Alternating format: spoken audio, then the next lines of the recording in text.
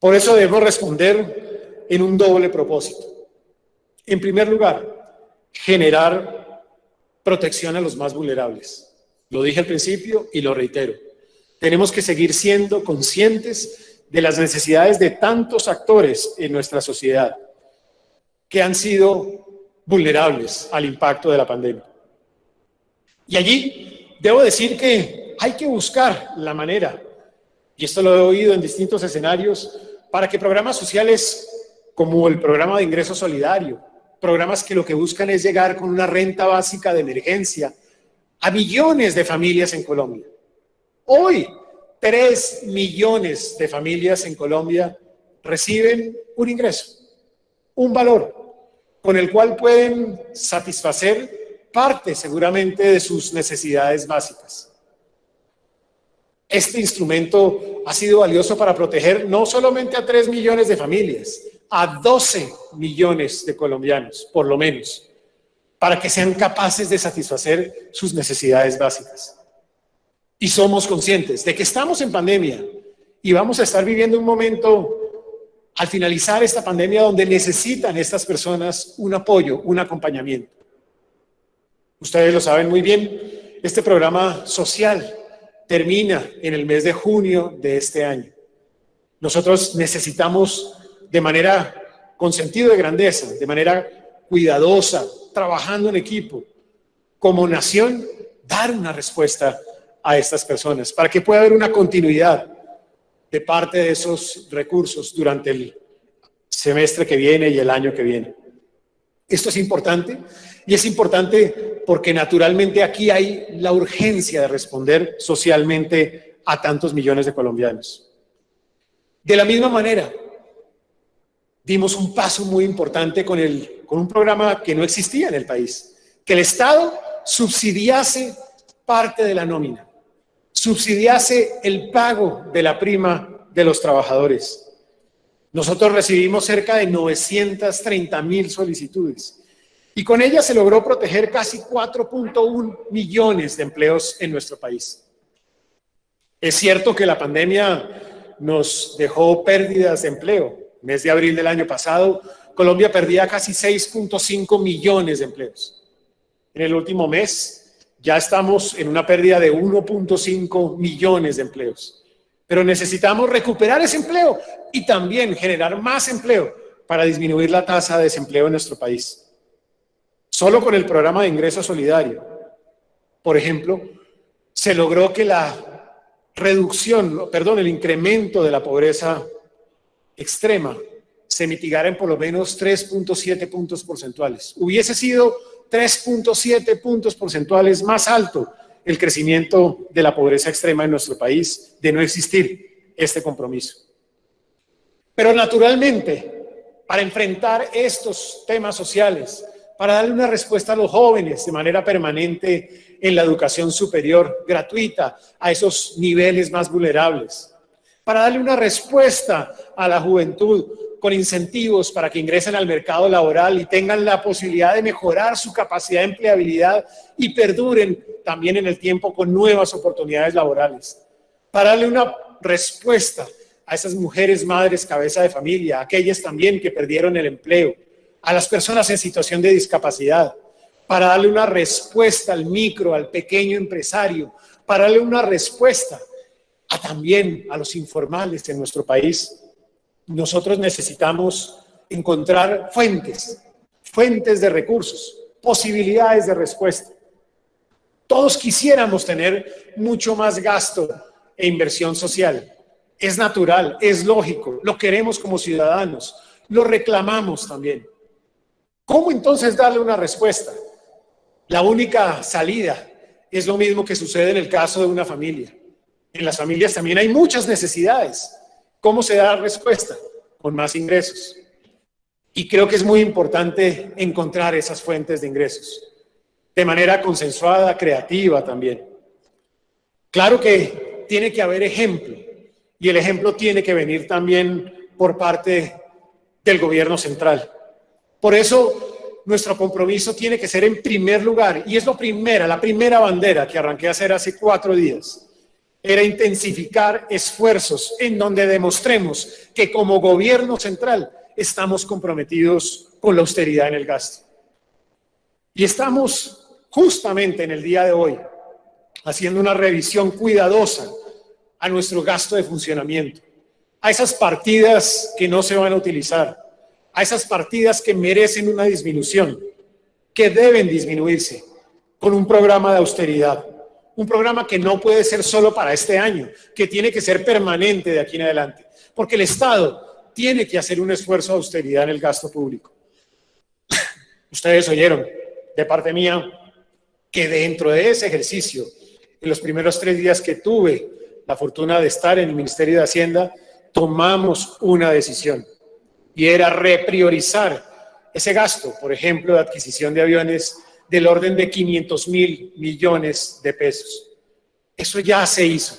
¿Hacia dónde? Hacia dónde están las necesidades, hacia donde el joven que necesita ya tener una oportunidad de empleo, hacia donde el joven que necesita tener ya una oportunidad de ingreso gratuito a la educación superior para poder tener oportunidades más adelante, para poder trabajar más adelante y para poder tener ingresos más adelante. Aquí hay un compromiso del gobierno nacional en que en esa idea de austeridad en el gasto nosotros tenemos que lograr avanzar en por lo menos 1.8 billones de pesos anualmente, recurrentemente, de aquí en adelante, para que de aquí, en lo que viene a continuación, nosotros de verdad podamos hacer o tener unas fuentes de recursos adicionales para ese propósito social, para ese propósito de inversión, para ese propósito de crecimiento. Pero en segundo lugar, y aquí está el director de la DIAN, tenemos que tener un compromiso también en luchar contra la evasión fiscal. La evasión es una expresión también de corrupción. Tenemos que luchar contra esa expresión de corrupción. Y luchar contra la evasión significa demostrar que con medidas concretas podemos dar un avance. Hoy la DIAN puede mostrar que anualmente tiene un compromiso que representa casi el 1.1% del Producto Interno Bruto de mejoramiento de recaudo en la lucha contra la evasión. Y hoy, en mayo, hemos logrado aumentar el recaudo de este año en casi un 10%. ¿Por qué? Justamente porque aquí hay un compromiso de lucha contra la evasión fiscal. Pero yo creo que la DIAN está comprometida en ir más allá, en lograr resultados adicionales en billones de pesos que nos permitan, con instrumentos nuevos, como la facturación del impuesto de renta, como fortaleciendo métodos inductivos de recaudo, con la georreferenciación en venta de activos y luchar contra esa evasión fiscal. Y nuestra propuesta es que nosotros podamos hacer un esfuerzo cercano a los 3 billones de pesos para el próximo año en lucha contra la evasión y lograr que eso perdure junto con los esfuerzos adicionales en el tiempo que está realizando la DIAN en este momento. Pero hay que buscar también otras fuentes y yo creo que aquí hay que acudir a un sentido solidario. Los gremios empresariales, el sector productivo, los que son los más pudientes han dicho, estamos dispuestos a contribuir a ese propósito social. Estamos dispuestos a contribuir a esa financiación o estabilidad fiscal del país de largo plazo, porque nos interesa el país. Porque sabemos que hoy hay muchos vulnerables, porque sabemos que merecen ser atendidos y deben ser atendidos. Por eso, a mí me parece digno de señalar aquí que ha habido ya expresiones públicas de distintos actores productivos para contribuir también a este consenso, al consenso de un país que necesita una fuente de recursos y que la puede encontrar en parte en esos más pudientes. Fíjense ustedes cómo el gobierno compromete y hace compromisos de austeridad fiscal, la DIAN hace compromisos en lucha contra la evasión fiscal y hay un compromiso también de los sectores pudientes por contribuir a ese propósito social. Por eso lo he dicho, lo digo y lo repetiré. Nuestra propuesta de gasto social con financiación sostenible tiene que ser una propuesta que salga del bolsillo de los más pudientes y llegue al bolsillo de los más vulnerables. Con un principio que no podemos, insisto, no podemos tocar a la clase media de nuestro país, porque la clase media ha sido vulnerable. Y por eso hemos dicho que no se va a incrementar, ni se puede incrementar la base de tributación en personas naturales. Por eso hemos dicho que no se va a tocar el IVA, no se puede tocar. Por eso hemos dicho que tenemos que ser muy cuidadosos con el tema de las pensiones. No podemos afectar a la clase media con el tema pensional.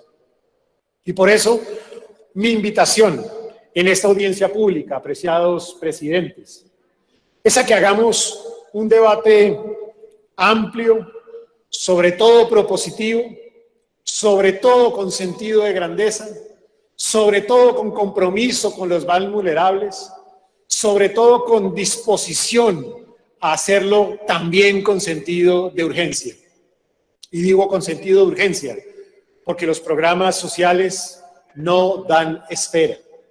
Los programas de ingreso solidario, los programas de subsidio a la nómina en los micro y pequeños empresarios, los programas también de apoyo al empleo juvenil, los programas de apoyo a los informales no dan espera, son urgentes, son necesarios.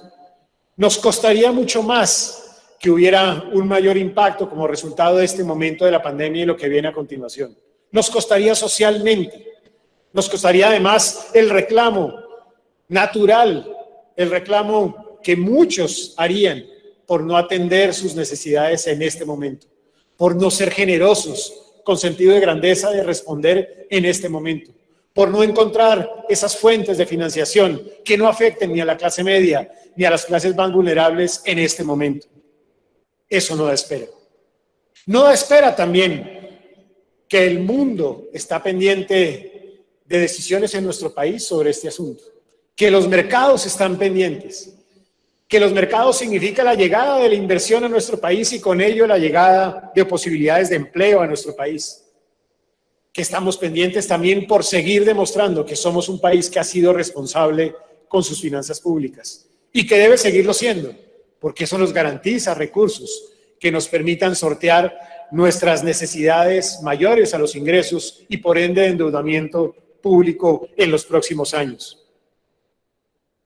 Creo que es muy importante también señalar que en esas fuentes tenemos que garantizar que sean fuentes que perduren en el tiempo, que garanticen una continuidad, que sean sostenibles en el tiempo. Y creo también importante señalar que lo anterior sería una prenda de garantía para lograr mayores niveles de estabilidad social y económica en nuestro país. Pero sobre todo, serían posibilidades para que Colombia siga creciendo, porque si hay empleo, si hay inversión, si hay estabilidad social, si hay estabilidad fiscal, hay condiciones apropiadas para el crecimiento de la economía. Y cierro con eso. Y porque estamos viendo que Colombia puede tener un resultado sobresaliente. En el primer trimestre del año, el crecimiento de la economía colombiana fue mucho más alto que todas las previsiones, que la mía, que la del gobierno, que la de los analistas económicos pudieran haber tenido. Fuimos de los países que más creció en ese primer trimestre comparativamente en América Latina y en los países de la OECD. Y tenemos con ese un punto de partida para que Colombia crezca por encima del 5% en este año. Esto es muy importante, porque nos permitiría recuperar parte de lo que perdimos con el impacto de la pandemia, porque nos permitiría generar más empleo para recuperar parte del empleo que perdimos en la pandemia, porque generaría más ingresos que nos permitirían hacer más gasto social y de inversión en nuestro país. Allí están los desafíos que tenemos de cara a este momento histórico. Así las cosas, apreciados congresistas, apreciados presidentes, apreciados invitados de distintas instituciones, apreciados académicos, mi invitación es a que este espacio lo aprovechemos para construir colectivamente esas fuentes de financiación, esas posibilidades y necesidades de financiación de mediano y largo plazo de nuestro país, con sentido de grandeza, con sentido de responder a las necesidades sociales, con sentido de proteger a los más vulnerables, con sentido de generar condiciones de crecimiento y con sentido también de lograr estabilidad en nuestras finanzas públicas. Muchos actores han señalado distintos caminos, varios de ellos los hemos venido recogiendo y queremos, a partir de esto, presentar una propuesta al país que pueda permitirle a esta nación lograr esa sostenibilidad fiscal de mediano plazo, pero también esa sostenibilidad social y ese crecimiento económico. Muchas gracias, presidentes.